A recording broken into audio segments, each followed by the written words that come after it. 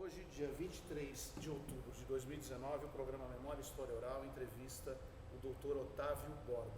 Dr. Otávio, boa tarde. Boa tarde, José. Boa tarde. Vamos começar pela sua data e local de nascimento, por favor, e o nome dos seus pais. Eu nasci no dia 12 de abril de 1945, na capital do estado de São Paulo. Meu pai chamava-se Otávio Borba de Vasconcelos, minha mãe Helena Piegas de Vasconcelos. E o senhor passou a infância no bairro? Eu, na verdade, nasci bem no centro da capital. Minha mãe não teve sequer tempo de ir para a maternidade, nasci em casa, na rua 24 de Maio. E depois nós mudamos ali para Joaquim Eugênio de Lima, que naquele tempo São Paulo, por coincidência passei em São Paulo esse final de semana, e para baixo da Eugênio de Lima, Brigadeiro Luiz Antônio, para lá tudo era mato, onde hoje é o Ibirapuera, tudo era mato, era um tempo bucólico lá. Então fiquei lá até os meus 6 anos. Depois mudamos para Vila Nova Conceição, na rua Domingos Fernandes, perto daquele parque Praça Milão, se não me engano, ali perto do próprio Parque Ibirapuera. E ficamos, quando tínhamos 13 anos, quando eu tinha 13 anos, uma questão de saúde minha, inclusive, meu pai já era funcionário da Alfândega em São Paulo, depois veio para a Alfândega aqui em Santos. E nós, primeiro para atender, ele estava muito assoberbado, viajando todo dia, e para minha saúde eles acabaram mudando. Então, com 13 anos, eu vim morar em Santos. E de lá para cá, não me desliguei de Santos. Em que bairro o senhor? Na verdade, viemos direto ali para Epitácio Pessoa, 203, que era o Embaré, onde ultimamente era uma pizzaria, se não me engano, Michelucci, uma coisa assim, ultimamente, antes de um prédio. Hoje, Sim. Minha mãe vendeu a casa, já falecida também, mas em 2006, mais ou menos, ela vendeu a casa e já foi construído um prédio. Algum tempo depois, meu pai havia comprado a casa que pertencia ao Lincoln Feliciano, uma casa muito bonita, ali na rua Delfim Moreira, que está de pé ainda essa casa, hoje é um centro de reabilitação. E aí eu fiquei dos 13 aos 18 anos estudando no Colégio Santista, depois Colégio Tarquínio Silva, e aí eu passei na faculdade, mas lá no Lago São Francisco, lá em São Paulo. Meus pais continuaram morando aqui, e naquela época eu já havia conhecido a minha primeira esposa, a Vera Lúcia Roma da Costa Vilar, que era sobrinha do Modesto Roma, e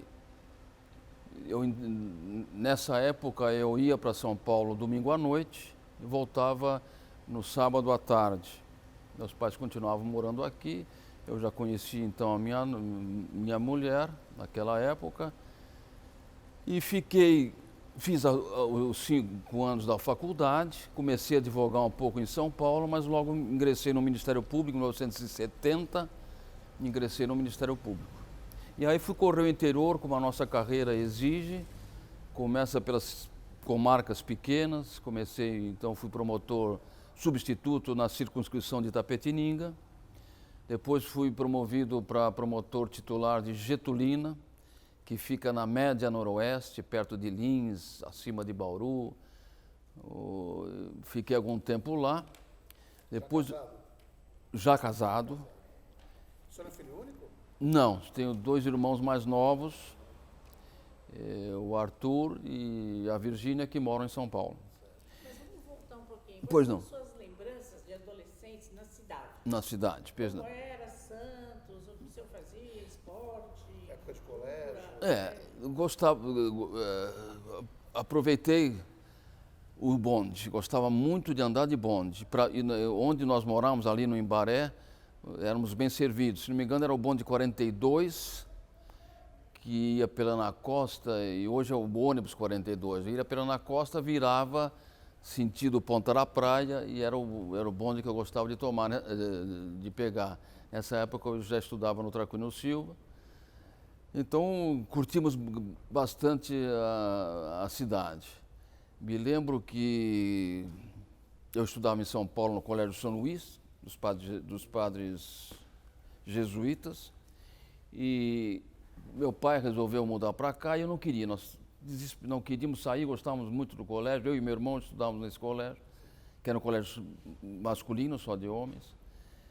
Mas, e meu pai tinha uma casa boa lá em São Paulo, mas quando nós chegamos aqui, na primeira semana, eu já me apaixonei por Santos, e na primeira semana, sequer nos finais de semana, a gente queria voltar para São Paulo. E, de fato, vivemos uma infância e juventude bastante intensa aqui em Santos. Seu pai era funcionário da alfândega, sua mãe era... Minha mãe era professora, mas nessa altura, e quando conheci meu pai, era funcionário da Caixa Econômica Federal. Mas depois que nasceram os filhos, ela acabou preferindo deixar o emprego e se dedicar à casa.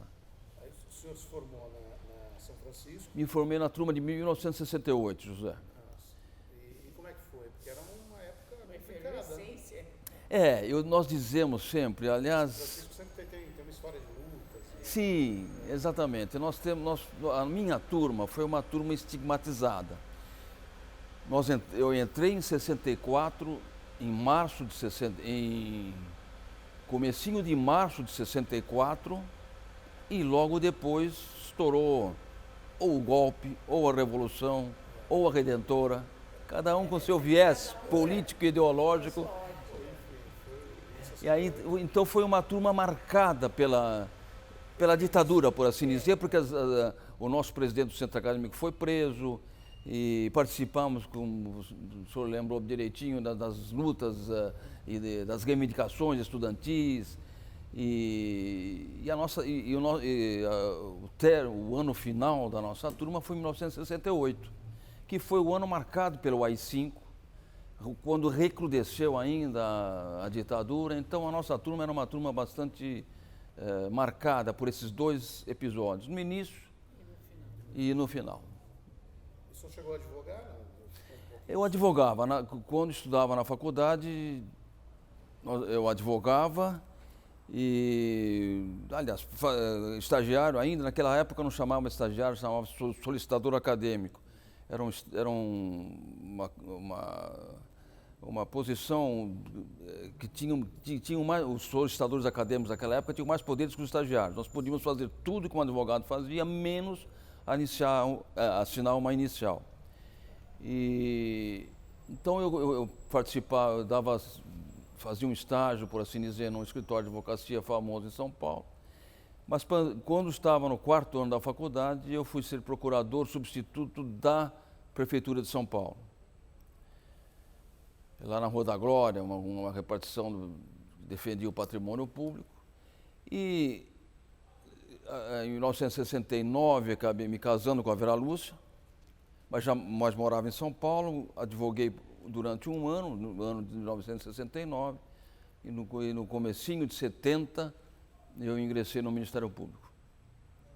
E o senhor passou como promotor pelo interior de São Paulo, né?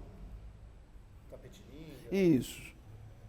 São Vicente, né? A São Vicente já foi antes de vir para Santos, porque o meu sonho era ser promotor do júri de Santos. Então, naquela época, a carreira estava muito parada, eu fui galgando, porque as promoções só acontecem quando vaga o cargo. Sim.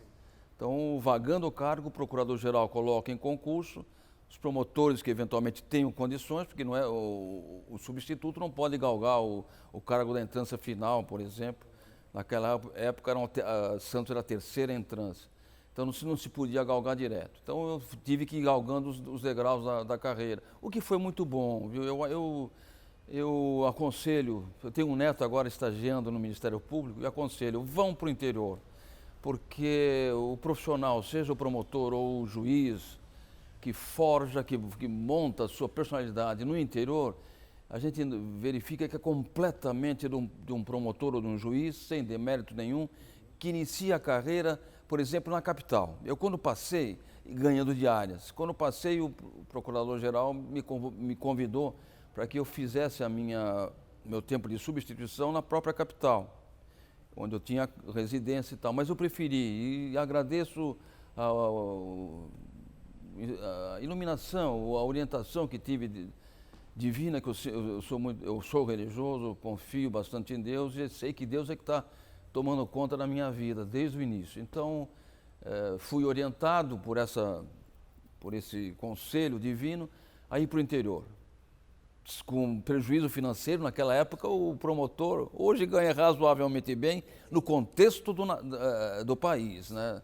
A gente vê que em iniciativa privada os profissionais de direito estão ganhando melhor. Mas naquela época ganhavam menos ainda. Mas mesmo assim, abrindo mão das diárias, eu acabei indo para o interior e comecei na circunscrição de Itapetininga. E o senhor volta para Santos em que ano? Eu voltei para, na verdade, como eu havia frisado, está tudo certo no plano de Deus.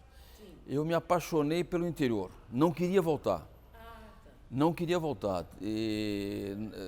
Ultimamente, antes de vir para a nossa região, eu era promotor de São Joaquim da Barra, uma comarca tradicional, adorava.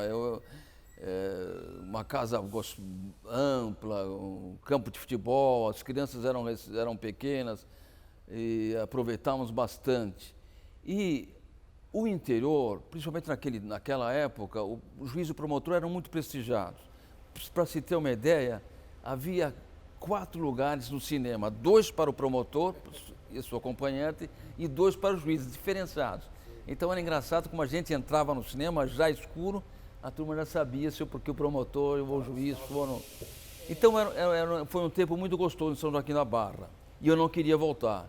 Só que, como está tudo certo no plano de Deus, numas férias de julho, eu vim passar, como fazia sempre, com meus filhos e a minha mulher, aqui em Santos, e o meu pai havia adoecido. Mas não ainda de ser colocado na cama, e um dos apartamentos que ele tinha vagou. E naquela época, um cargo de curador aqui em Santos, por convocação, eu não seria titular de Santos, mas o procurador-geral poderia me convocar, sendo desconvocado a qualquer momento. Aí meu pai falou: meu filho, vem para cá. Os meus sogros já eram de mais idade, esses sim já estavam mais adoentados, e a minha mulher pedia para vir para cá. Eu não queria, porque em São Joaquim da Barra a gente era tratado com muita consideração. Para se ter uma ideia, durante toda semana, no final de semana, chegavam caixas de abacate. Então, nós éramos muito prestigiados lá. E não queria vir, mas meu pai pediu, minha mulher pediu, eu acabei vindo me inscrevi para a convocação aqui em Santos. Só que o procurador-geral acabou convocando um outro promotor. Eu retornei em agosto para São Joaquim da Barra, íamos continuar a vida, quando em meados de agosto o procurador-geral o assessor dele me ligou para comparecer a São Paulo e ele pediu que eu assumisse Santo André. E um pedido do procurador-geral não é um pedido, é uma ordem, né? Eu acabei então vindo para Santo André e ele havia me prometido, mas como convocado, e havia me prometido a primeira vaga da Baixada seria minha. Só que naquela carreira muito fechada, a perspectiva de uma vaga era de 5 anos. E Cubatão, que, pelas nossas contas, vagaria. Eu vim atendendo o que a minha mulher havia pedido, meu pai, e aí onde eu digo, os planos de Deus. No dia que eu vim para assumir Santo André, meu pai adoeceu e não saiu mais da cama. Então imagina se eu tivesse continuando lá, que era mais ou menos 380 quilômetros de São Paulo, então era bastante complicado. Mas aí vim para cá, mas José, lhe confesso que em 3 meses eu comecei a desesperar. Porque em Getulina, quando eu era promotor, no início da carreira Getulina, mas em São Joaquim da Barra eu dava mais ou menos umas 80 denúncias por ano. Quando cheguei em Santo André, eram 80 denúncias por semana. Uma loucura. E como não era o titular, era o convocado, chegou, eu assumi em Santo André em outubro. Quando foi dezembro, eu falei para minha mulher, Vera Lúcia, eu estou desesperado. Não é possível que eu, com aquele sonho que tinha de ser promotor, com tempo para curtir as crianças, me caí nesta selva de concreto, porque o Fórum de Santo André é um fórum bonito, moderno, mas de concreto aparente, completamente diferente daquele do Fórum Bucólico, que era em São Joaquim da Barra. Toda foi morar em Santo André ou eles Não, eu ficava em Santos sim, e subia, descia mas às 10 horas eu almoçava e a minha mulher deixava na rodoviária, pegava o ônibus, eu chegava, e aí era uma luta para despachar todos aqueles processos, e a ponto de, e aí eu agradeço a cumplicidade da minha mulher, que faleceu nova, coitada, com 50 anos, mas naquela época eu falei, Vera Lúcia, eu preciso voltar, eu não estou aguentando, eu não aguento esse ritmo de trabalho, não vejo as crianças que saíam às 10 horas, quando voltava à noite de Santo André, já estavam dormindo e tal, e ela falou, tudo bem, vamos aguardar então janeiro, pelas férias forenses, a gente retorna, o importante é você estar bem na tua profissão e tal. Mas, como Deus está colocando sempre a mão em quem nele confia, em dezembro, o promotor de São Vicente, que ninguém esperava que ele saísse, acabou se promovendo. Aí eu fui a São Paulo, falar com o procurador-geral, com o meu pai já acamado. Falei, olha, o senhor disse que a próxima vaga seria minha, vagou São Vicente. E foi assim que eu vim para São Vicente no comecinho de 1976. 77 meu pai acabou falecendo. Aí eu fiquei em São Vicente, fiquei 12 anos por lá. Ficou bastante tempo. Fiquei bastante tempo. E aí aguardando o Santos, que era meu sonho. Meu sonho é ser promotor do júri de Santos. E quando foi em 1987, acabei vindo para o Tribunal do Júri de Santos. E essas vagas, elas são abertas como? Quando o titular sai. Quando o titular sai. Motivo, aposentadoria, Isso, ou promoção. No caso, o doutor Salgado, que foi meu antecessor aqui em São Vicente, ele se promoveu para promotor do Ipiranga, a vara distrital do Ipiranga. E aí, vagou São Vicente. Mas então, de promotor para promotor também é uma promoção? Não? Sim, de cargos, né? Porque a nossa carreira é escalonada. Primeira entrância, que é nas comarcas pequenas, como Getulina. Hoje aqui na nossa região, não sei se tem alguma comarca de primeira entrância. Sei que Mongaguá e Bertioga já são de entrâncias intermediárias. Então existem outras entrâncias inferiores, mas houve uma modificação nas entrâncias. Então, quando um promotor sai de uma entrância intermediária, por exemplo, hoje são 3 entrâncias, inicial, intermediária e final. Certo. Quando sai A nossa é intermediária? A nossa agora é final. É final. Final. Antigamente, para evitar para incentivar que se fosse a São Paulo, a nossa carreira, São Paulo era uma entrância especial. As outras todas eram inferiores. E o que acontecia é que, como eu, por exemplo, que não queria abrir mão do júri, eu havia trancado mesmo a minha carreira, não iria para a entrância final, que naquela época chamava-se especial. Mas houve uma reforma, então São Paulo, outras comarcas foram levadas à entrância final, como São Paulo, e Santos foi uma delas. Então eu aguardei Santos, nessa época eu ainda era promotor de terceira entrância. Certo. Santos subiu para a entrância final e eu acabei sendo... E por que o sonho do Fórum de Santos? Né? Bom... além da cidade. Né? Além da cidade... O tribunal, da sala... José, porque uma sala imponente, né? Exatamente. E olha, acredite, é o mais imponente plenário do júri do estado de São Paulo. Antigamente era o da capital, eu também já tive convocado na capital um tempo lá. Mas hoje o tribunal, por questões práticas, ele acabou desativando o plenarião no Palácio da Justiça e que hoje é a biblioteca, é o museu do Tribunal de Justiça, mas esse sim era um tribunal pomposo e tal. E hoje os júris de São Paulo são feitos no Fórum da Barra Funda, separados por divisórias, por salas. Então, que perde a pomposidade, perde a pompa do Tribunal do Júri. E eu já corri o interior, existem comarcas cujos fóruns têm plenários assim, suntuosos, como Rio Preto, por exemplo, que eu me recordo bem, que frequentei por lá, que eu fui promotor lá de Getulina Lins, que é pertinho de Rio Preto, mas nenhum como o nosso.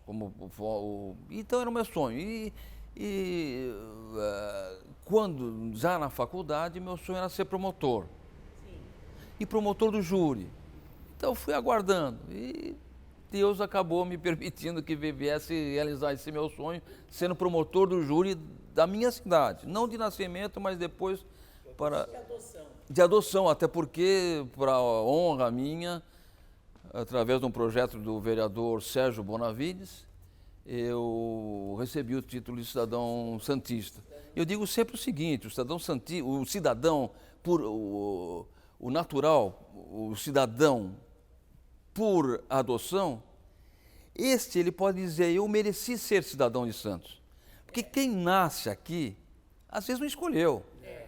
Agora, se eu, não nascendo aqui, me chamaram para ser considerado cidadão de Santos, é que alguma coisa eu fiz por Santos. Então, eu acho que o cidadão que recebe o título de cidadania de uma cidade, ele pode dizer até para o natural dessa cidade: olha, alguma coisa eu mereço. Se você merece ou não merece? Entendeu? Doutor Borba, e quantos júris, mais ou menos, assim? Eu quando falo, às vezes até eu paro para pensar: Otávio, você está falando sério? Eu fiz mais ou menos uns 2.800 júris. 45 anos. 45 anos e 11 dias. Eu só não fiquei o 12º dia, porque eu fiz 70 anos e naquela época... Eu lembro de ler na tribuna que o senhor saiu chateado. Quando a gente faz aquilo que gosta, eu adorava fazer... Até o último dia. Até o último dia. Até o último dia. Então, eu não me via fazendo outra coisa. Tanto que meus filhos falavam: pai, o que você vai fazer no dia seguinte? Qual é o seu plano B? Eu falei: não sei, mas Deus vai colocar alguma coisa boa na minha vida. E eu sei que 2 anos antes eu já estava angustiado, meus filhos falavam: pai, você não está comendo, você está tomando remédio, você não está dormindo, alguma coisa você tem que fazer. O que vai fazer depois? Não sei. Tanto que naquela época todos esses advogados famosos, com escritórios grandes, me convidaram para fazer parte das bancas. Só que eu falei: olha, eu passei 45 anos acusando bandido, eu não vou defender bandido. E não tinha aptidão não tinha aptidão para começar a estudar tudo através da advocacia civil. Eu sempre gostei mais da advocacia, da parte criminal do direito, do direito penal. E aí, mais uma vez, é a mão de Deus que atua. Eu estava ainda angustiado, tirando as coisas do fórum, quando, voltando para casa, no celular, a Marisol, que é uma das secretárias do prefeito, me ligou: olha, o prefeito gostaria de conversar consigo.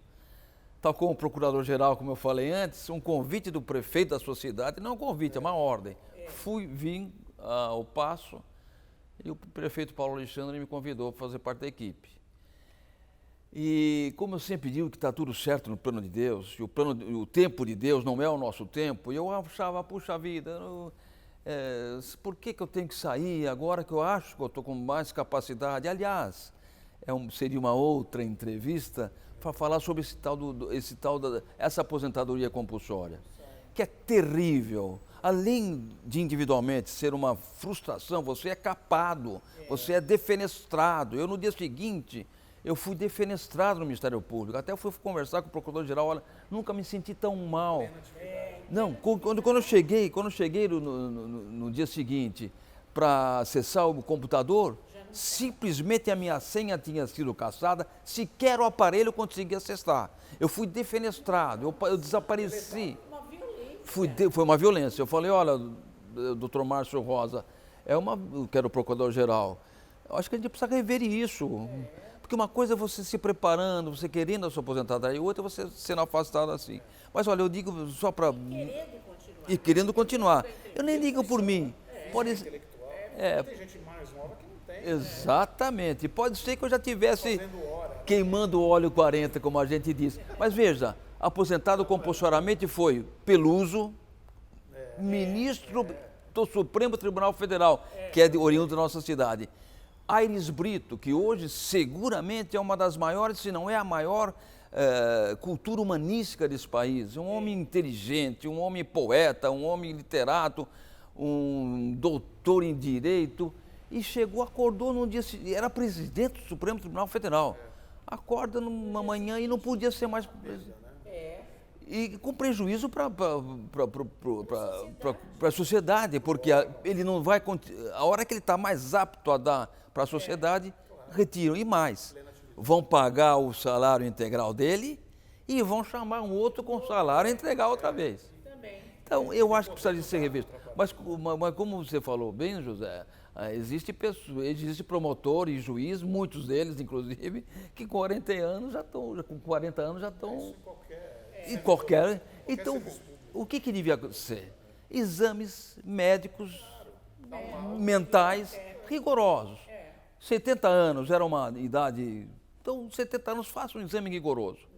Os que tiverem apto, como Peluso, por exemplo, como Aires Brito, poxa vida, eles tinham muito mais o que dá para a sociedade do que foi. Carro, você pode guiar com mais de 100 anos. Exato. Então... Ser candidato ao governo, o doutor foi eleito por 80 anos. Exatamente. Então, eu acho que precisaria ser revisto isso. Veja a Suprema Corte dos Estados Unidos, por exemplo, o cargo é vitalício. Então, há juízes e a literatura está repleta de exemplos de juízes da Suprema Corte com 90 anos, perfeitamente lúcido, dando lição para a nação americana. Então, eu acho que um dia precisa ser revisto. Doutor Borba, e algum júri foi muito longo dia? Sim. Era assim, uma vez por semana, uma vez por mês? Não. Era periodicidade? Não. As comarcas do interior menores, os júris eram feitos de 4 vezes por ano. Se não me engano, era março, junho, setembro e novembro ou dezembro, uma coisa assim. Mas Santos não. Santos e capital eram as únicas comarcas que tinham júri o ano inteiro. Por isso que aí entra uma pergunta, como é que você... a senhora perguntou quantos júris eu havia feito? Houve um congresso dos promotores do júri, dos tribunais do júri em Brasília, fizeram um levantamento. E eu fui promotor e o que mais júris fez. Ainda hoje na história do Brasil. Por quê? Porque eu tranquei a minha carreira no Tribunal do Júri de Santos. Não quis ir para São Paulo e nem ser procurador. Só que, não só no estado de São Paulo, mas no Brasil, com mais rapidez no Brasil inteiro, você com 12, 13 anos de carreira, você já é procurador. E o procurador não faz júri. E eu fiquei os 45 anos em promotorias do júri. Dificilmente. Por isso, então fizeram um levantamento lá em Brasília, e eu até recebi o título de promotor que mais júris fez. E é difícil mesmo. Ninguém vai bater. Mas aí não é nem por merecimento. Então foi isso. Mas como a senhora perguntou, alguns júris, diferentemente do direito anglo-saxão, por exemplo, que o juiz a gente vê no cinema, nos livros, bate o martelo, sessão está suspensa e se reabre na segunda-feira. Aqui não, as sessões têm que ser contínuas. Não pode interromper. Em caso como... Começa às 13 horas e for 12, 24 horas? Direto. Agora, o que acontece quando o juiz antevia que os júris iam demorar, ele poderia, como nós participamos de alguns júris nesse sentido, nesse feitio, recolher os jurados para um hotel, ou aqui no Fórum de Santos, no 7º andar, tinha o dormitório para os jurados. Sim. Depois o fórum foi crescendo, a questão das repartições foram crescendo e acabaram, então o juiz alugava um hotel onde os jurados tinham que ser recolhidos, o oficial de justiça fazendo, porque conosco, no nosso sistema, vigora a incomunicabilidade dos jurados. Sim. Diferente dos Estados Unidos, por exemplo, onde eles podem conversar. São recomendados para que não se converse sobre o processo. Sim. Mas eles vão para casa, como a gente já vê, bate o martelo o juiz, volta, eles vão para casa, voltam na segunda-feira e tal. Aqui não é assim. Então, aconteceram alguns julgamentos que levaram 2 ou 3 dias, 2 ou 3 noites nós dormimos no hotel. O juiz e o promotor não precisa, nem o advogado, não precisa se recolher. Então, quem mora na cidade, como eu morava na cidade, eu ia para minha casa e no dia seguinte retomava. Então foi isso. Agora, aconteceram alguns júris que foram rumorosos e o juiz, ou imprevidência, ou se desdobrou e não interrompia. Me lembro de um júri muito rumoroso aqui em Santos,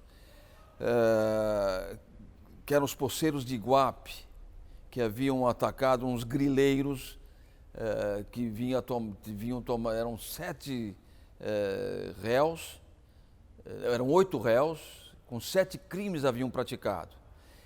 Esses grileiros, capitaneados por um delegado de polícia lá de São Paulo, vieram em Iguape. O caso acabou sendo desaforado de Iguape para Santos, porque há um instituto no direito processual penal, quando os jurados podem ser influenciados, todos de Iguape, então podem ser influenciados, o Tribunal de Justiça pode desaforar o caso para uma comarca perto e tal, mais isenta, como era o caso de Santos. Só que, então, nós começamos esse júri numa sexta-feira, 9 horas da manhã, e foi atravessando a madrugada, de sexta para sábado, uma chuva torrencial, e jurados já cansados, uma discussão terrível e tudo mais. E foi uma imprevidência, talvez, do juiz, tantos réus, tantos quesitos que tínhamos que ser votados.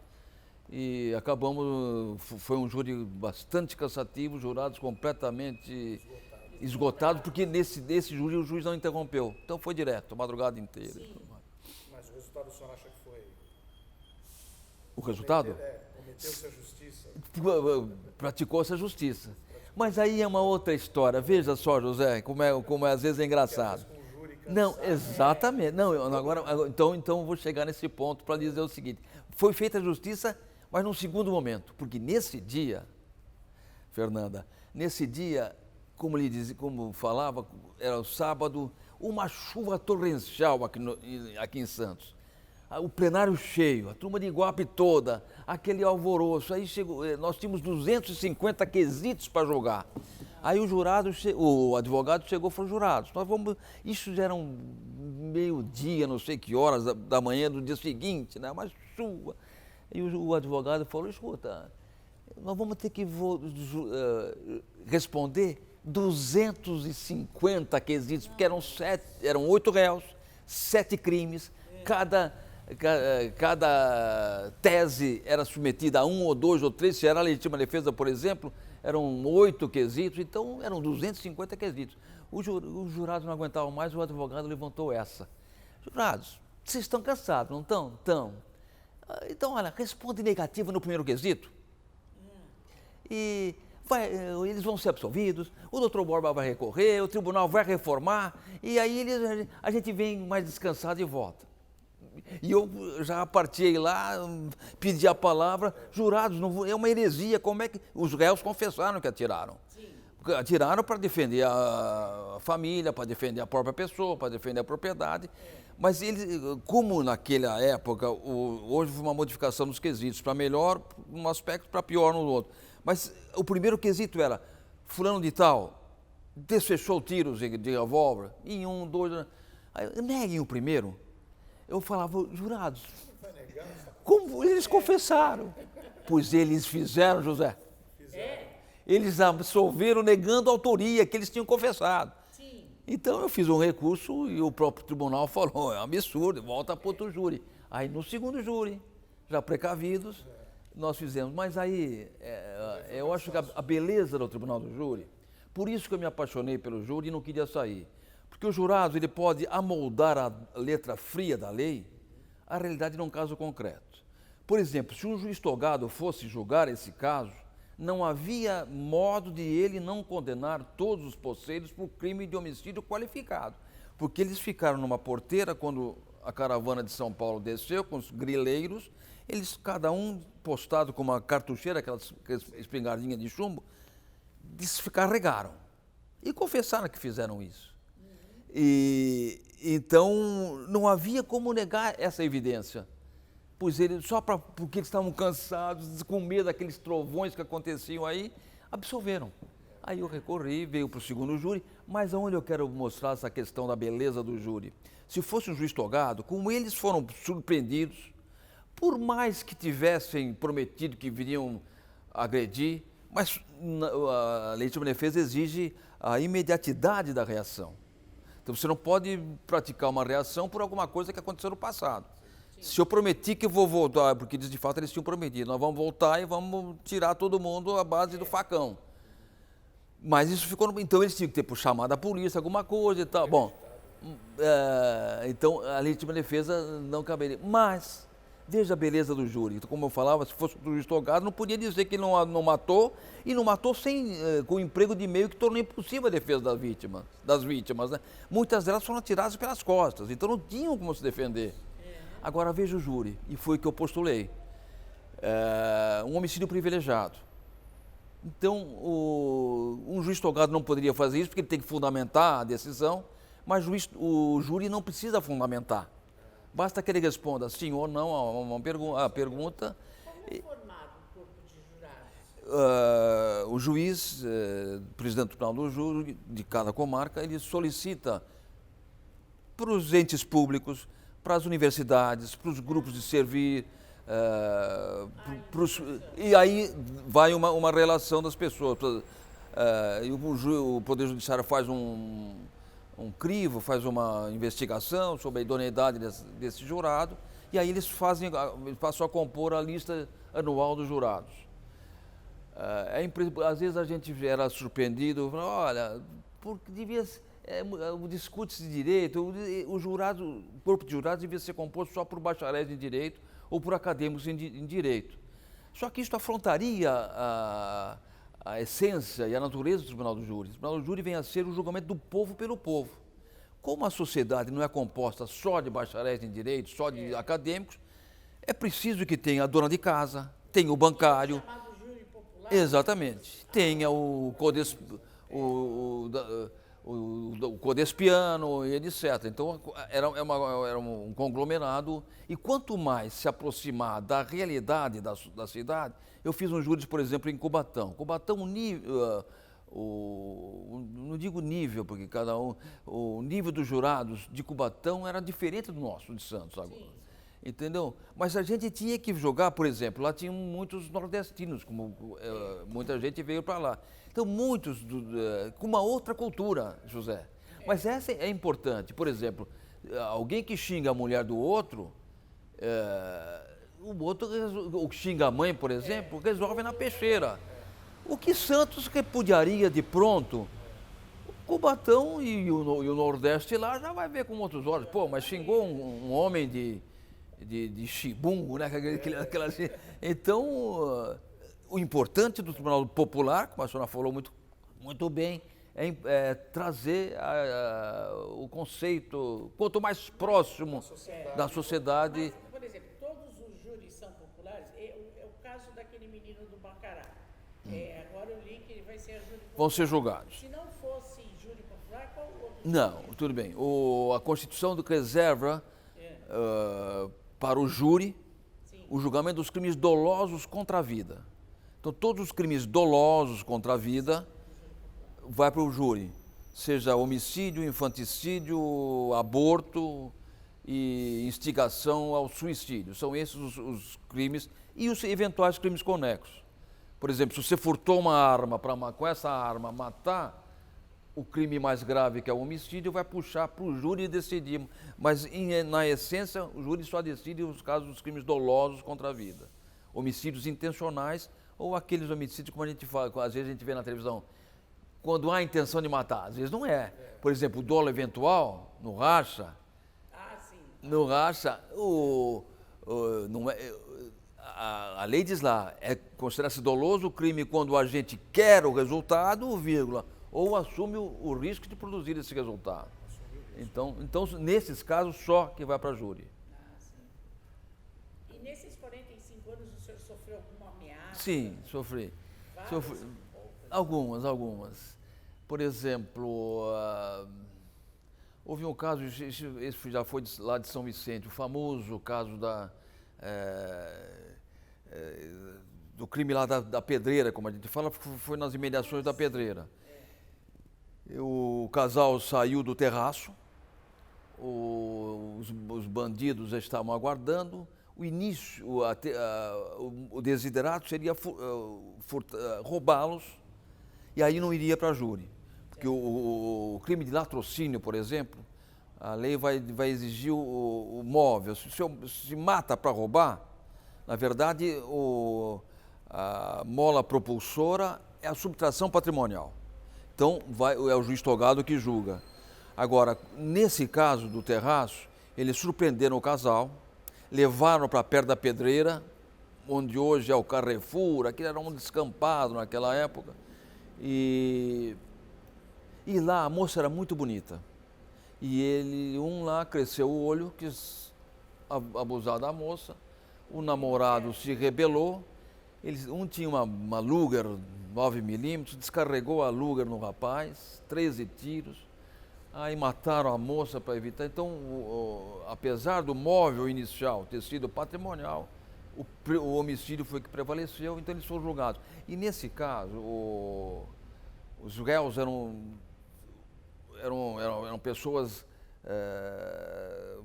como diria, frias. O Paulo Mori, por exemplo, não bebia, não usava droga, ele tinha uma mente privilegiada, mas para o crime. Tanto que foi uma investigação bonita, que o doutor Malossi, que faleceu recentemente, o delegado titular de São Vicente naquela época, ele fez justamente porque o modus operandi da subtração de um carro, porque depois o carro foi apreendido lá em São Paulo, perto do aeroporto. E nós tivemos alguns casos, aí o serviço de inteligência da polícia, eu sempre digo, a nossa polícia é uma polícia que quando investiga a fundo, se ela tivesse o aparelhamento da Scotland Yard, ela seria a polícia mais exitosa do mundo inteiro, porque os policiais, quando agem com idealismo, e esses crimes eles se dedicam para elucidar, então foi assim que se elucidou. Alguns casos começou a se pesquisar, puxa, olha, semelhante, foi subtrair no veículo aqui e abandonar na região do aeroporto. Aí foram levantando, fazendo os levantamentos e conseguiram localizar esses bandidos. Mas apenas para chegar na sua indagação, se houve ameaça, sim, houve. E uma das funções minhas era ser promotor corregedor dos presídios e das cadeias. Naquela época eles estavam recolhidos na cadeia de Praia Grande. E nós, promotores, tínhamos que fazer uma visita de 3 em 3 meses em todos os presídios. Ouvir os réus, os presos, ouvir os presos, ver as suas reclamações, suas reivindicações. Não estou tomando sol, não estão me dando Novalgina quando eu estou com febre, essas coisas que o trabalhador não tem, hein? Eu sempre falava, olha a inversão de valores. O coitado trabalhador que levanta no Parque Fabril de Cubatão às 5 horas da manhã, ninguém pergunta nada. Agora o bandido que está recolhido lá, ele vai ter assistência médica de graça, ele vai ter anticoncepcional de graça para as visitas íntimas, vai ver se o coitado trabalhador tem essa assistência. Se tem até essa questão do anticoncepcional, por isso que o trabalhador às vezes está cheio de filho aí. Então eu fui fazer a visita no presídio de Praia Grande, onde o Paulo Mori estava recolhido. E aí, esse Paulo Mori, ele, como lhe falei, ele não usava droga, era uma mente privilegiada, tanto que foi feito posteriormente, ele tinha um QI acima da média, sim, de tão inteligente que ele era. E ele me questionou. Uma outra coisa que eu sempre recomendo, hoje, como eu falei, tenho meu filho, meu neto fazendo estágio no Ministério Público, eu falo, olha, se for promotor da corregedoria, primeiro eu não gostava de conversar com o réu do júri, porque às vezes você vai conversar com o réu do júri, o réu sabendo que eu vou acusar, fala, doutor, eu sou arrimo de família, minha mãe está com câncer, aqueles dramalhões que o promotor amolece. A gente, além de ser acusador, a gente é o ser humano, tem pena e tal. Então eu não gostava de conversar com, mas conversando com acompanhando a visita lá, acabei caindo com o Paulo Mori. E o Paulo Mori resolveu me afrontar na frente de todo mundo ali e falou, olha, Borba, você é um promotor injusto, você sabe que eu sou inocente e vai pedir 20 anos para mim. Eu respeitava o que eles falavam, né? Porque eles opinavam o fígado e tal. Aí eu falei, olha, 20 anos não, eu vou pedir 40 anos para você. Você fala para o seu advogado se defender. E aí, mas, bom, dito e feito. Naquela época, o júri foi um dos primeiros júris do Fórum Novo de São Vicente, ali no Parque Ibitamu. Ainda descampado, ainda sem calçamento, foi terrível aquele júri. E o juiz também, por imprevidência, não acabou não separando os julgamentos. Então, mas já vimos notícia, já tinham apregoado, a escolta já havia me falado, olha, doutor, eles vão invadir o fórum para resgatar, porque eles eram Então foi um perereco aquilo lá. Para ter uma ideia, eu tinha um investigador de polícia, porque o juiz garantista da época falou, eu falei, olha, não quero dar o nome ao juiz, falei, olha, ele tem que ficar algemado. Não, para mim algema só para bandido condenado, para o réu condenado. Ele não é condenado. Eu falei, pô, o cara tem essa promessa que vão invadir o fórum. Ele, não, eu não concordo. Eu falei, tudo bem, agora já estou te alertando. Vai vir um policial ficar do meu lado armado, porque eu tenho um filho pequeno para cuidar naquela época. Então ficou um investigador armado do meu lado, entendeu? E ele no próprio... Bom, nessa época o fórum estava todo cercado, porque se tinha essa notícia, e o saudoso Walter de Carvalho foi assistente da acusação. Só que na madrugada, antes do júri, à noite antes do júri, ele morava em São Vicente, passaram e metralharam a casa dele. Então esse era o ambiente que a gente enfrentou naquele julgamento. E tanto que ele aí foi condenado a 39 anos. 39 anos ele foi condenado.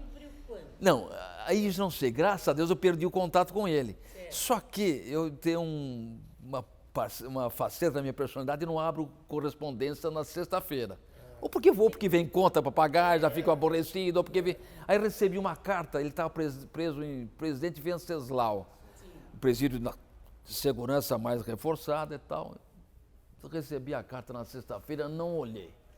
Dito e feito, na segunda, quando eu volto lá, me prometeram de morte. E tal. Mas tudo bem, aí são os nossos ofícios, né? A gente tem que conviver com isso, alguém tem que fazer isso. Agora, eu me lembro de uma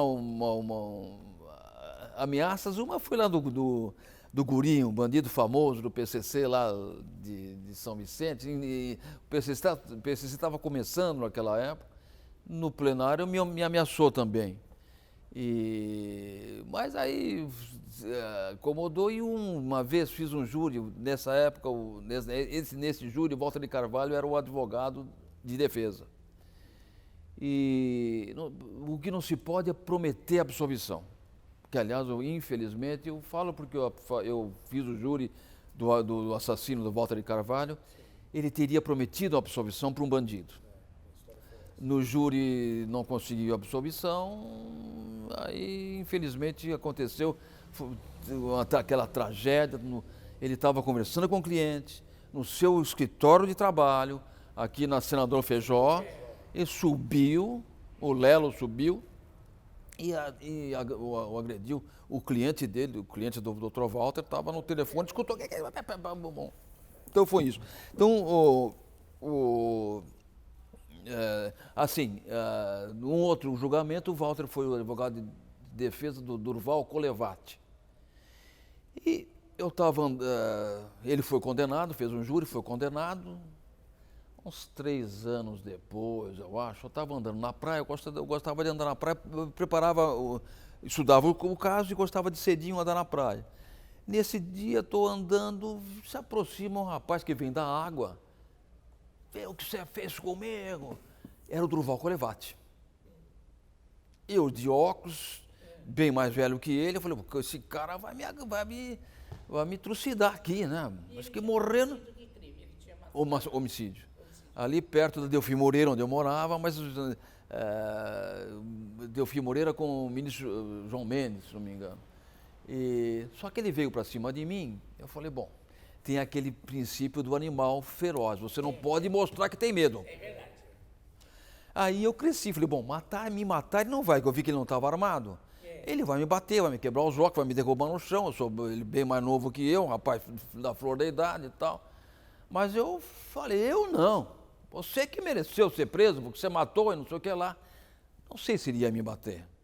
Mas nisso veio o filho dele, de 8 anos, da água. Papai, não sei o que lá, ele foi dar atenção pro filho e eu já saí andando, apressado. Não sei se viria me bater, viu, José? Mas, então, esse tipo de ameaça aconteceu. Aí, mas veja como o Paulo Mora, a senhora perguntou, não sei qual foi o fim dele. Sei que houve uma rebelião lá, não, esse foi do Gulu. 6 meses depois desse encontro, 1 ano depois desse meu encontro na praia, ele estava naquelas que a gente chama de saidinha temporária, que é um absurdo essa saidinha temporária nos moldes que são dadas agora. O Instituto mas por exemplo, a Andréia, que eu fiz o júri dela, da Pedro Américo, aquele júri, que a turma fala Suzane von Richthofen, mas a Andréia foi um caso anterior, exatamente igual. Ela, estudante de Direito, xodó da família do pai, um português rústico, mas honesto, trabalhador. Ela tinha tudo, tinha o ômega do ano, se não me engano era o ômega que chamava aquele carro.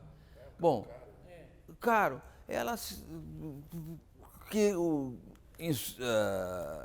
industriada pelo namorado, resolveu crescer os olhos, queria que o seu Amaral tinha outros filhos do primeiro casamento. E falou, olha, você vai ter que dividir a fortuna do teu pai com os outros, vamos dar um jeito agora. Aí ela ministrou diazepam no café da mãe e na cerveja do pai, enquanto eles estavam adormecidos, ela franqueou a entrada do rapaz, e o rapaz matou, um negócio terrível também. Bem parecido com a Suzane, eu não lembrava do... Igualzinho. Mas se descobriu, se apresentou, disse desesperada, meus pais desapareceram, nós conseguimos, a polícia conseguiu localizar, eles foram jogados no Rio Casqueiro, com a espinha quebrada, para colocar no porta-mala do Ômega, que o pai tinha dado de presente, porque ela era universitária, quebraram ao contrário os corpos, o cara era muito forte. Então se descobriu. Agora onde nós estamos falando da questão da saidinha. Algum tempo depois, a Andréia recebe o direito de sair no Dia dos Pais. Absurdo. E acontece que ela foi surpreendida por um outro crime em Ribeirão Preto, mas não de homicídio. Ela acabou praticando um estelionato e tal, mas veja que absurdo. O Dia dos Pais e... O crime da Rua Cuba também. Exatamente, o do Buchatsky. Na USP de Ribeirão Preto também. Exatamente, é isso mesmo. Eu estou com uma matéria aqui do Eduardo Veloso, que fez para o senhor na tribuna em 2015, da época da sua... Eu acho que aparece a fotografia do procurador-geral que me honrou com a... Isso, no site, aqui eu não tenho, lá no site eu vi. O senhor fala que tem uma frustração em relação ao crime do 1º de maio, né? Isso. Não sei o nome da rua, mas eu acho que é lá. Esse crime foi do Dr. Josedil Cardoso ou Camargo? Camargo. Josedil Camargo, era um médico... E a filha Vera Lúcia. E a Vera Lúcia era a filha. O doutor Josedil, ele levantou naquele dia... Bom, a Vera Lúcia era uma moça bonita, 16, 17 anos, eu acho que tinha... 16 anos. Então, conheceu o Alberto Pisaneschi, engenheiro, bonito de olhos azuis, mais velho que ela naquela época, eu acho que se ela tinha 16, ele devia ter uns 35, 36 anos, uma fortuna incalculável, da família Pisaneschi, do Ilho Pisaneschi, que foi deputado, não sei se foi prefeito lá em Santo André, sei que eles tinham empresas de ônibus, e muito rico. Só que a gente já viu esse filme, né? Chegou um momento que ele ia trabalhar em São Paulo, no ABC, e não queria que a moça de 16 anos fosse à praia com as amiguinhas, fosse ao cinema, sufocava a menina na flor da idade. Chegou um momento que ela falava para o pai falou, minha filha, você não está vivendo. Quis romper. E aí, se não vai ser minha, não vai ser de mais ninguém. A gente já viu isso tantas vezes. Pois ele desce com o motorista, já sabia, o doutor José Dio, era por volta de 6 horas, estava saindo para ir para a Santa Casa, a mulher o acompanha na rua 1º de Maio, ele atira no doutor José Dio, ele mata a mãe da Vera Lúcia, que eu não me recordo o nome, uma tia da Vera Lúcia, que eu não sei se era irmã do doutor José Dio ou da esposa, vem em socorro ali na rua, é agredida por a bala, mas não morre, e no fim a Vera Lúcia, sentindo que a destinatária seria ela, desce e corre acho que um quarteirão, e ele persegue e atira e a mata também. Então, por que eu digo que foi uma das grandes frustrações? Porque há um Instituto da Prescrição. O processo correu, não podia antigamente, você não podia jogar a revelia no Tribunal do Júri. Hoje já pode? Hoje pode, só não pode se o réu tiver sido citado por edital. Mas olha como a legislação foi sábia, mas a prescrição não corre. Então, se tivesse sido citado pessoalmente, ou ele tinha o doutor Paulo Sérgio Leite Fernandes, um brilhante advogado de júri, era o advogado dele. O processo foi até a pronúncia, mas não podia ser julgado, porque ele com dinheiro, não sei se houve corrupção na polícia, acredito que não, porque volta e meia eu em contato com a especializada de São Paulo, a gente fazia incursão em Santo André, mas não se conseguiu pegar.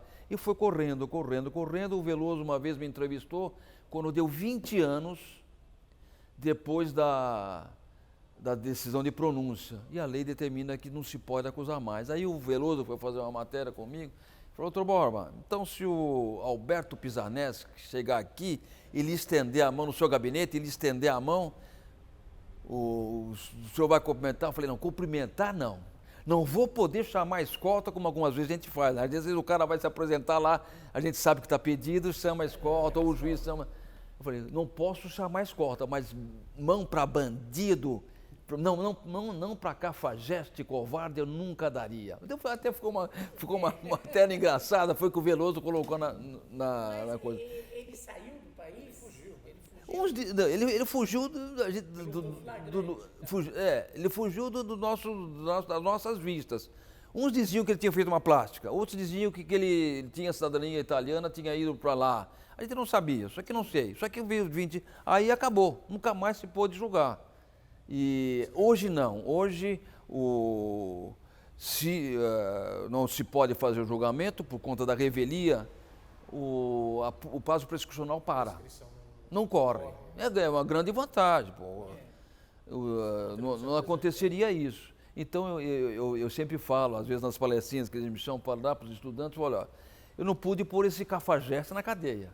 Mas enquanto eu tiver força e tiver alguém me ouvindo, eu vou falar, olha, tem um cafajeste chamado Alberto Pisaneschi, quem sabe alguém conhece e fala, olha, tem um velho ex-promotor lá, de cabelo branco, que está dizendo que você é cafajeste. Então falo mesmo, é o meu... desopilar o meu fígado. Ficou marcado. Ficou marcado. Isso foi uma das frustrações. E a cidade e o mundo não era tão violento, então marcou muito. Marcou. Não, foi terrível. E depois estigmatizou aquela casa. Aquela casa ficou um tempo. É um prédio ali agora? É um prédio de uma família só, acho que são dos proprietários da Móveis Oriental. Uma família de árabes muçulmanos, eles moram cada um não andaram ali, né? A casa foi demolida. É, É. E ficou. Ainda é, né? Mas Ficou mesmo, foi um negócio terrível. essa questão da... A senhora me lembrou... A Pena, mandou uma repórter aí, pouco tempo atrás, para reconstituir esse crime, de tão lendário que ficou. Foi um crime lendário. Pô, o Dr. José Dil era uma pessoa conceituada na cidade, um médico de nome aí, foi terrível. Mas apenas se me permite mostrar algumas coisas alegres da carreira. Sim, claro. Uma vez, essa questão de agressão de réu, de bandido, né? Vocês são todos bem mais novos, talvez nunca não tenham presenciado. No Palácio da Polícia, quarto e quinto andar era o presídio. Não sei se... Eles ficavam lá na janela. Exatamente. Ficavam na janela com a mão para fora, com o pé para fora. E eles têm uma técnica de se comunicar com as namoradas, não sei o que lá. Por sinal, eles faziam uma conversa acalorada. Um dia eu tinha que sair do fórum, tinha que vir aqui para o Registro de Imóveis, pela São Francisco. Passei ali naquele antigo Banco Safra, não sei se está lá ainda, na calçada de cá do Palácio da Polícia. Vi que tinha uns investigadores por ali. Falei, eu tô com pressa, não vou nem chegar lá. Porque uma das coisas boas, José, que eu tenho é que quando eu me aposentei, eu recebi o reconhecimento como amigo da polícia. Para mim era muito gratificante essa situação, porque eu era promotor corregedor da polícia. Processei muito policial. Mas eu sempre falava, no embate entre bandido e polícia, eu sou sempre polícia. E como eu era promotor da corregedoria, eu falava, só não me bato em trabalhador. O resto eles já sabiam nas entrelinhas. Então, na bola dividida, não houve agressão a trabalhador, eu sempre prestigiava o policial. E quando me aposentei, me prestaram homenagem na polícia, dizendo o reconhecimento como promotor amigo da polícia. Bom, aí estou andando não queria parar, porque se parasse, conversaria e tal. Mas nisso, quando eu estou passando, escuto lá, doutor Borba. Falei, bom, é um tira que está me chamando, agora tem que olhar. Alguém grita lá em cima, vai tomar no seu filho. Aí os postilhos, teram lá de cima. Aí, vamos investigar. Eu falei, não, esse aí desopilou o fígado, esse aí lavou a alma. Mas é engraçado, às vezes posteriormente, a cidade, no fim, a gente acabava sendo conhecido, né? E eu gostava muito de andar na cidade. Eu acho que a gente recebia, por exemplo, do Gulu, que eu falei para a senhora. O Gulu era aquele bandido de São Vicente. Quando eu cheguei em São Vicente, o Gulu era menor de idade. Sim. Mas já arruaceiro, um outro aspecto. Esse negócio de dizer que o homem é produto do meio, não é bem assim. O Gulu tinha um irmão, Marco, ele inclusive trabalhava na zona do cais aqui. Mesma idade quase, Marco um pouquinho mais velho. Esse Marco era um trabalhador. Esse Gulu descambou para o crime. E já naquela época ele se envolvia com atos infracionais. Era recolhido, a Rosinha, a mãe, vinha conversar comigo, a gente mexia para ele sair, depois de uma certa censura. Quando eu vim para Santos, logo de início, o Gulu é preso por homicídio. Aí a Rosinha, olha, doutor, mais uma vez. Não, Rosinha, agora acabou. Agora acabou. Homicídio e maior de idade, bom, dito e feito. Fiz uns 4, ele era da organização, 4 ou 5, ele pegou mais de 40 anos comigo. E um dia, eu recebo um telefonema, o fórum não tinha BINA, a gente não sabia. Eu falei, olha, doutor, eu não vou me identificar, eu sou vizinha do Gulu. Eu sabia que ele estava preso ou o presidente Venceslau, sendo um daqueles presídios de segurança reforçada. Sim. E soube que ele tinha fugido. Ele falou, olha, ele disse que vai matar o senhor. Ele sabe que o senhor vai na catedral por volta de 1h, eu ia mesmo, antes de ir para o fórum, passava na catedral, fazer umas preces, não para pedir condenação, para pedir que Deus me iluminasse para que eu fosse instrumento da justiça divina e da justiça dos homens. Ele sabe que o senhor vai à catedral 1h, que o senhor vai tomar café atrás do fórum, no Bar da Veva, que tem um barzinho ali, por volta de 5h. Naquela época só tinha um carro, a minha mulher que ficava com o carro, e o senhor saia por volta de 9h do fórum e vai pegar o ônibus ali na Praça da Unifácio. Ele vai matar o senhor. Então, no começo, você fica apavorado. Oh, meu Deus. Aí eu modificava um pouco a minha rotina, Eu falei, não, eu vou ficar refém de bandido. Eu gosto de andar na minha cidade, os policiais, às vezes, eu tinha conta aqui no Banco do Brasil, eu gostava de, às vezes, 7h30, estava voltando, os policiais, doutor, o senhor vai dar trabalho para nós, não manda sozinho na cidade e tal, e tal. Então, aí o Gulu tinha me amassado. Então você fica um tempo sem, modificando um pouco da rotina e tal, eu falei, não vou abrir mão. Aí eu voltei a andar. Mas ele nunca realizou nada, não realizou. E foi morto. Foi morto. Foi morto algum tempo depois, acabou sendo morto por disputa de ponto, de tráfico e tal. No presídio, depois tinha sido preso outra vez e tal. E é engraçado, agora, algumas vezes eu estou andando, gosto de andar pela cidade. Algumas vezes estou andando, doutor, o senhor se lembra de mim? Aí, uma vez aqui foi na rua Martim Afonso, num bar. Eu, não estou lembrando, eu sou aquele que matou não sei quem com uma facãozada no Morro de São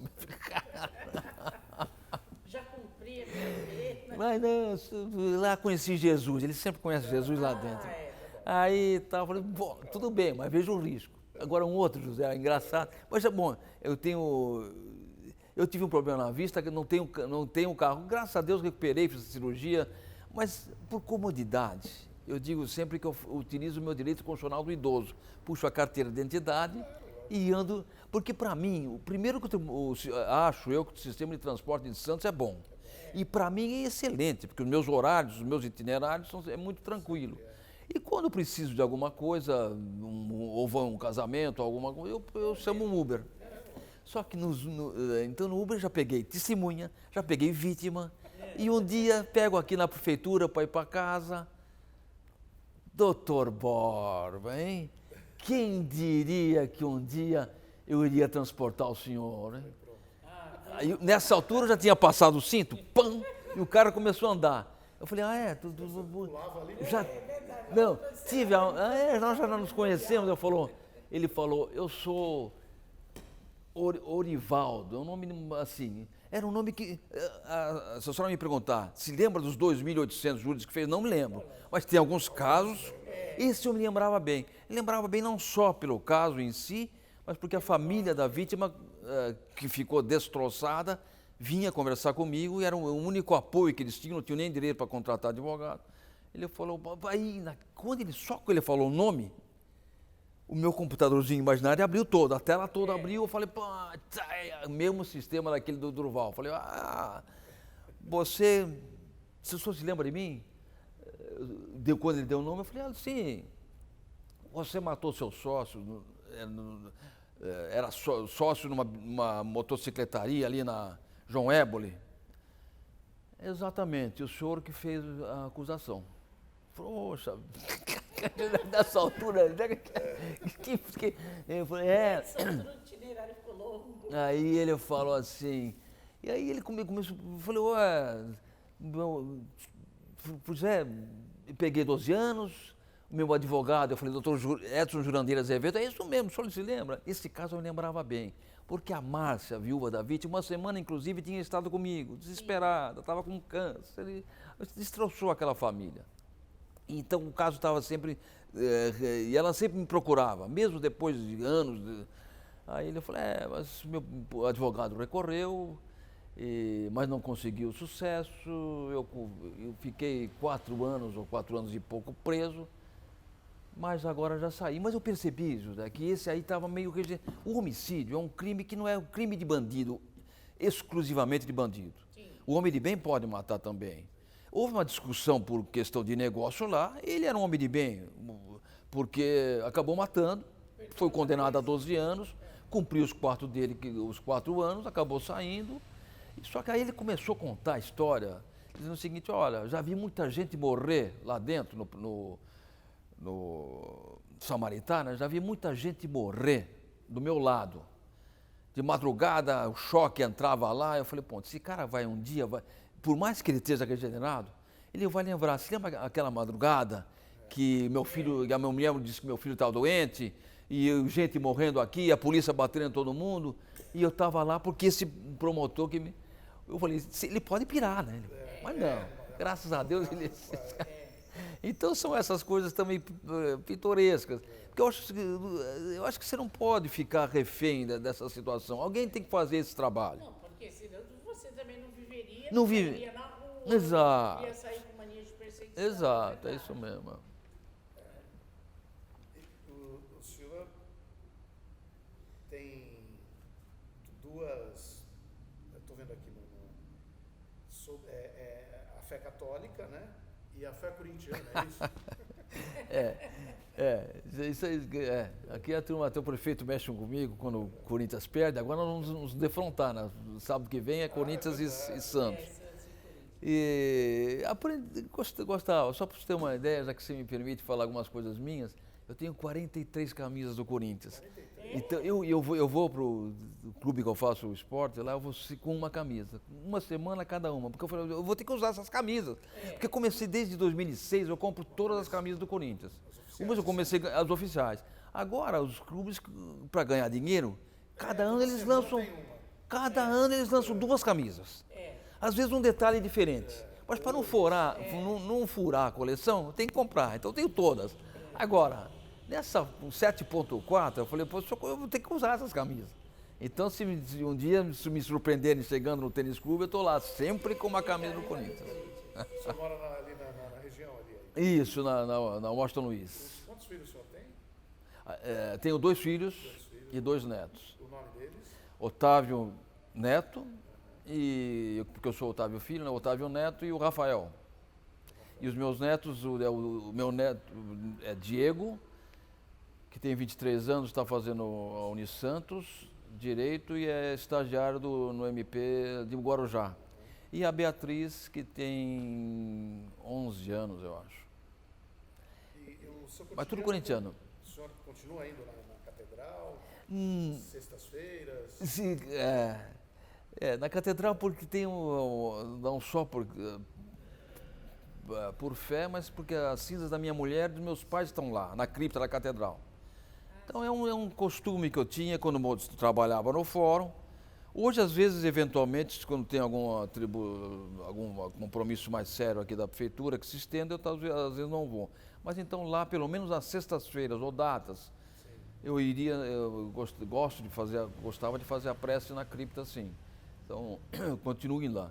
Agora, a missa eu deixei de ir na Pompeia, onde eu ia, mas agora estou indo na São Paulo Apóstolo, que é perto da gruta Nossa Senhora de Lourdes.